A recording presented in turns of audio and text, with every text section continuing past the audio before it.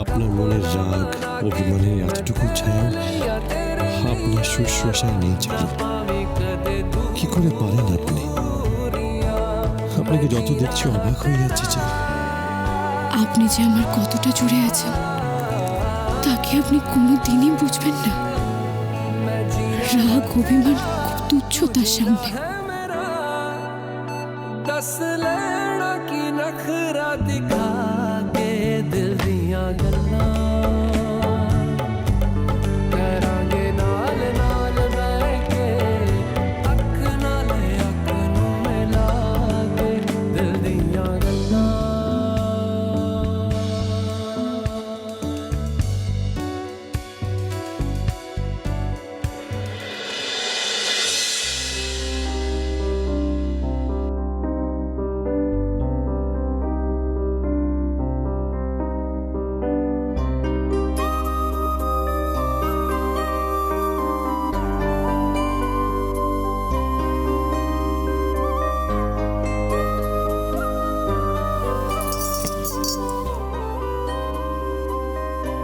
চারু, কিছু বলবেন? অনেক কিছু বলার আছে চারু। মনের মধ্যে কেমন যেন ঝড় উঠছে আমার, সব কেমন যেন গুলিয়ে যাচ্ছে। চারু, আপনাকে যত দেখছি অবাক হয়ে যাচ্ছে। আপনি আশ্চর্য হয়ে উঠছেন আমার কাছে। আশ্চর্য? আমি? হ্যাঁ, আপনি আপনি চারু। আপনি বুঝতে পারছেন না? আমি সত্যি বুঝতে পারছি না আপনি কি বলতে চাইছেন। চারু, আমি কিছু বুঝে উঠতে পারছি না। আমি বুঝতে পারছি না আমি কি বলবো, কি করবো, কিছু বুঝে উঠতে পারছি না। আমি বুঝতে পারছি আপনি কষ্ট পাচ্ছেন। এখন আপনাকে খুব অস্থির দেখাচ্ছে। কিসের জন্য এই অস্থিরতা আপনার? আপনার উপর তীব্র অভিমান হচ্ছে চারু। আমি নিজের মনের সাথে যুদ্ধ করে পেরে উঠতে পারছি না। আপনাকে কষ্ট দিয়ে ফেলছি, আর আপনার সাথে ব্যবহার করাটা ঠিক হচ্ছে না, সেটা আমি জানি। খুব কষ্ট পাচ্ছি চারু, ভেতর ভেতর গিল্টি ফিল করছি। একদিকে আপনি আমায় আঘাত দিচ্ছেন, আর আপনি নিজের হাতে সেই আঘাতের ক্ষত সারাচ্ছেন। কেন করছেন এটা আমার সাথে চারু?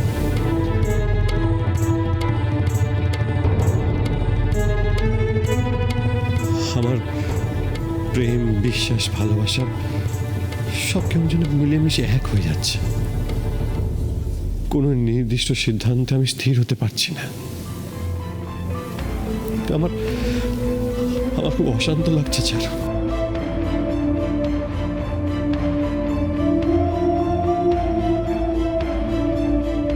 আমি বুঝতে পারছি। আপনি বুঝতে পারছেন? আপনি যখন বুঝতে পারছেন তাহলে বলুন না, তাহলে কেন কষ্ট পাওয়া? কোনো থেকে কি করে বেরিয়ে আসতে পারে, কি করে ভালো থাকতে পারে আমরা? বলুন আপনি বলুন, প্লিজ প্লিজ বলুন না। মাধবপুর খুব ছোট্ট একটা গ্রাম, নামই শুনিনি কেউ এই গ্রামের। সেই গ্রামের একটা সাধারণ পরিবারের খুব সাধারণ একটা মেয়ে আমি। আপনি কেন বলছেন এসব কথা? আমি কি কোনোদিন আপনাকে না, বলেননি আপনি। তবে আপনার প্রশ্নের উত্তর দেওয়ার জন্য এই কথাগুলো আমায় বলতেই হচ্ছে। আমার ভালোভাবে বাঁচার জন্য জীবনের চাহিদাগুলো খুব সাধারণ, খুবই। তার সাথে আপনার ভাবনা, আপনার চাহিদা, এগুলোর কি আদৌ কোনো মিল আছে? দেখুন, আমি যতটুকু জীবন দেখেছি এটাই জেনেছি বিয়ের পর একজন স্বামী স্ত্রীর সম্পর্ক তখনই সুন্দর হয় যখন তাদের মধ্যে বিশ্বাস অটুট থাকে। সত্যি মাইনি এরকম একটা মালকে চারু কি করে বিয়ে করলো রে? সে কি আর এমনি এমনি বিয়ে করেছে ওস্তাদ? মালটার টাকা দেখে বিয়ে করেছে। টাকার লোভে এরকম একটা ভেজিটেবলকে বিয়ে করে নিল? আরে পয়সা গুরু পয়সা, আরে পয়সা তো আচ্ছা আচ্ছা লোকের মাথা ঘুরিয়ে দেয়। আমার সেই বিশ্বাসটাই তো টলে গেছে চারু। জানি, কিন্তু কেন এটা জানি না। আর সত্যি কথা বলতে আমি জানতেও চাই না। সত্যি জানতে চান না? তবে আমি জানতে চাই চারু, কেন আপনি এটা করলেন আমার সাথে? কেন করুণা করলেন আমায় চারু?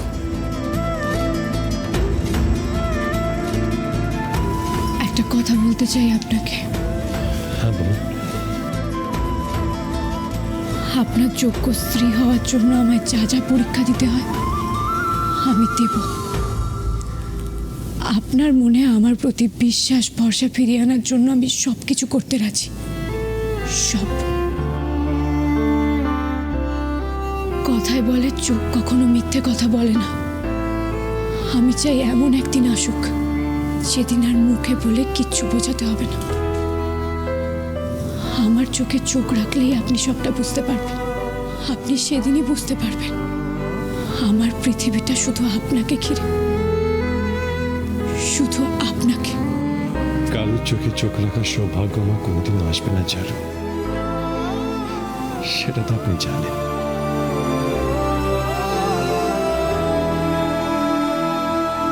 আপনি সত্যিই মনে করেন চোখ শুধুই রক্ত মাংসের হয়? মনেরও যে দৃষ্টি থাকে, চোখের দৃষ্টি ধোঁকা দিলেও মনের দৃষ্টি কোনোদিনও ধোঁকা দেয় না।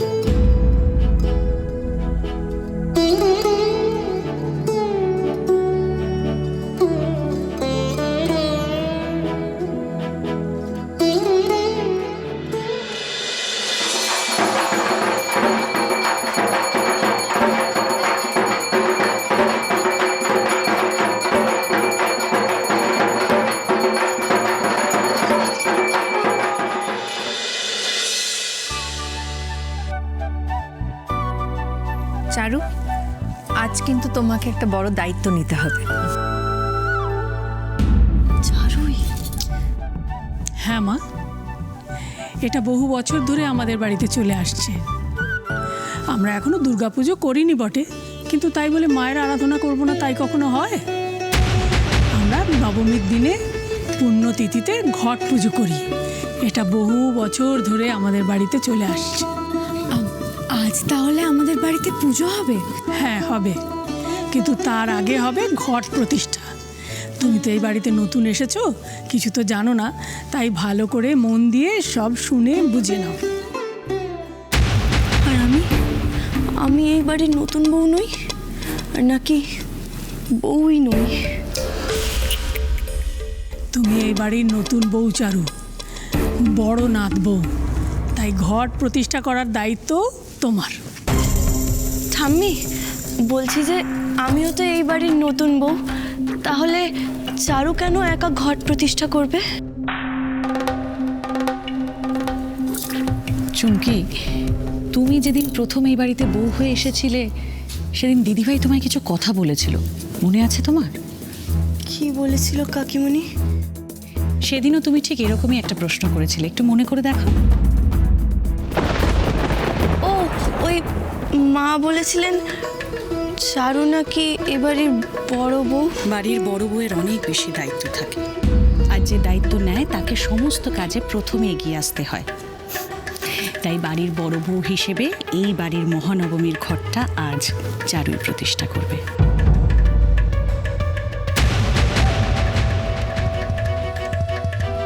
আর আমি তো ভ্যারিন্ডা ভাজবো। এই বাড়ির না কিছু নিয়ম কানুন রয়েছে যেটা প্রত্যেকটা প্রজন্ম নিষ্ঠা সহকারে এতদিন ধরে পালন করে এসেছে। যেমন এতদিন ধরে দিদিভাই বাড়ির বড় বউ হিসেবে এই মহানবমীর ঘট প্রতিষ্ঠা করেছিল, আর আজ সেই দায়িত্বটা চারুর হাতে দিদিভাই তুলে দিল। বুঝতে পেরেছ?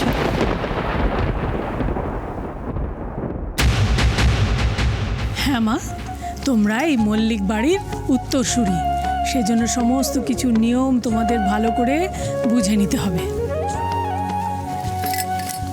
আমার চারুর উপর পুরো বিশ্বাস আছে মা। বাড়ির বড় বউ হিসেবে ও সব নিয়ম নিষ্ঠা সহকারে পালন করবে, তাতে কোনো ত্রুটি হবে না, তাই না চারু?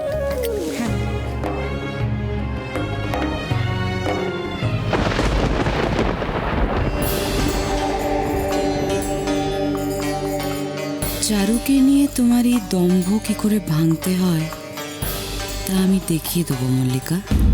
হ্যাঁ, সে বিশ্বাস আমারও আছে, কিন্তু অনেক বেলা হয়ে গেল, এবার তো পুজোর আয়োজন করতে হবে, নইলে তিথি পেরিয়ে যাবে যে। মা আপনি একদম চিন্তা করবেন না, আমি এক্ষুনি চারুকে সবটা বুঝিয়ে দিচ্ছি। আমি জানি তুমি এই বাড়ির যোগ্য উত্তরসূরি, কিন্তু তবু একটা কথা বলে রাখি মা, পুজোয় যেন কোনো রকম ত্রুটি না হয়, কেমন? আমি আমার সবটুকু দিয়ে চেষ্টা করব ঠাম্মি। বানি, চারুকে নিয়ে আয়। হ্যাঁ, এসো চারু। সাজিরে